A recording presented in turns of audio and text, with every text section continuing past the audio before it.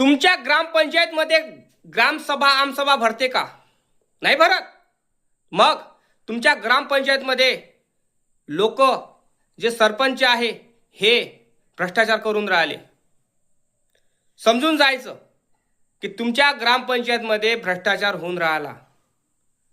ज्या गावामध्ये ज्या ग्रामपंचायतमध्ये दरवेळेला आमसभा होते, ग्रामसभा होते, तर समजून जायचं की तिथं भ्रष्टाचार होत नाही आणि तिथले गावकरी मंडळी सुशिक्षित आहे, शिक्षित आहे आणि जाब विचारून ते लोकांना, तिथल्या सरपंच म्हणा, तिथला ग्रामसेवक म्हणा, तिथले त्यांना घाबरतात. म्हणून ग्रामपंचायतमध्ये आमसभा आणि ग्रामसभा भरतात.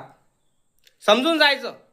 आणि ज्या गावामध्ये आमसभा ग्रामसभा भरत नसेल तर तिथल्या गावातील लोक अडाणचोट आहे, त्याला काहीच घेणं देणं नाही, मेल्या मुर्द्यावानी आहे. म्हणजे त्याला हे समजत नाही की आपले हक्क काय आहे काय नाही. ग्रामसभा आमसभा म्हणजे एक प्रकारची संसद असते आणि संसदमध्ये जसे आमसभा ग्रामसभा राहते, जसे मोठे मोठे मंत्री संत्री राहत असतात, तिथं लोकसभा भरतात, संसद भरतात, तिथं कसा आवाज उठवण्याचा, आपले मतं मागण्याचा एक अधिकार असतो. तो अधिकार आपल्याला आमसभेमध्ये आणि ग्रामसभेमध्ये मिळते. पण हा अक्कल बेअक्कल गावातल्या लोकांना काय लेट समजते?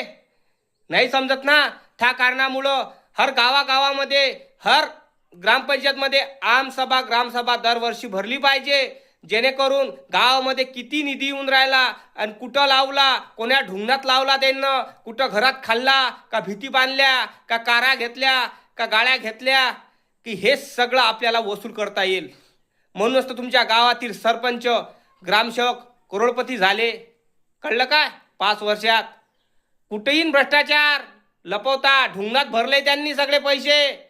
जो येतो निधी तो भरतो घरात, रस्त्याचे बांधकाम भरतो घरात, सांगून देते रस्ता बांधला म्हणून.